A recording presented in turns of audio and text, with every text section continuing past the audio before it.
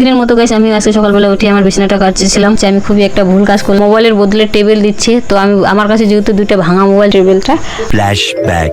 Hello guys, welcome back to my new blog. আর আজকের ব্লগে সকালবেলা কাজ করতেছি, তো কি কাজ করতেছি আমি পুরোটা তোমাদেরকে দেখতে পারবো। তো চলো ব্লগটা স্টার্ট করে নিই। আগে প্রত্যেক দিনের মতো গাইস আমি আজকে সকালবেলা উঠে আমার বিছানাটা কাটছিলাম। আর এই যে দেখো আমি এখনো কিন্তু গাইস লেবনি, যেহেতু রাত্রেবেলা একটু ঠান্ডা করে তার জন্য।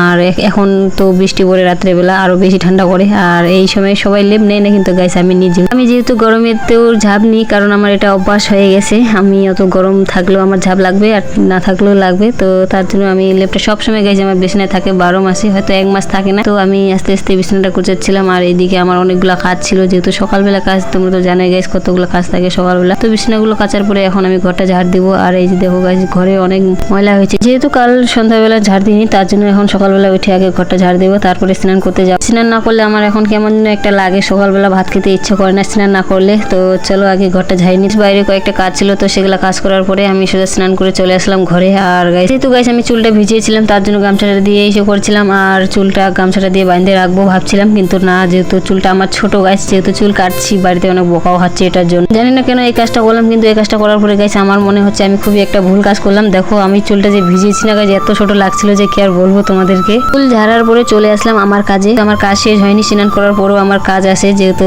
রাত্রেবেলা ধান সিদ্ধ করেছিলাম, সেই ধানগুলো এখন বাইরে দিতে যাব রাস্তার মধ্যে রোদ্রে। তো দিদি আমাকে উঠিয়ে দিচ্ছিল মাথার মধ্যে। তো চলো গাইস এখন ধানগুলো দিতে যাব বাইরে। আমি যেহেতু বস্তাটা মাথার মধ্যে নিয়েছি, আমার একটু ভারীও লাগছিল, তো কিছু করার নেই, এটা নিয়ে যেতে হবে। আর গাইস এদিকে আমার মাথায় বস্তা থাকা সত্ত্বেও আমি ব্লগ বানিয়ে যাচ্ছিলাম, এটার জন্য দিদি আবার হাসতেছিল। মাথায় বস্তাটা নিয়ে চলে আসলাম রাস্তার মধ্যে। আর এই যে দেখো প্লাস্টিকটা এখানে আমি বস্তাটা ফেলে দিলাম, ধানগুলা এখানে শুকাতে দেবো। আর এই যে দেখো গাইস ধানগুলা ঘাড়া দেওয়া কমপ্লিট, এখন আমি দেখবো এখানে বসে। আর এদিকে আমার ভাগিনা ডাকতেছে যে মানি চলে আসো। তো আমার ভাগিনা যেহেতু আমাকে ডাকতেছিল, তো চলো আমার ভাগিনার কাছে ওখানে বসে আমি দেখবো, ধান পাহারা দেবো আজকে সারাদিন, যেহেতু অন্য কোনো কাজ নেই। এইদিকে ভাগিনার কাছে আসলাম। আর এই যে দেখো ভাগিনাকে একটু ফেসলেমো করতেছি, এদিকে আমার ভাগিনা বলতেছে মানি হাঁসগুলো আসতেছে ধানগুলা খেতে। তো দেখো গাইস আমি সামনেই আছি, তবুও হাঁসগুলো চলে আসতেছে।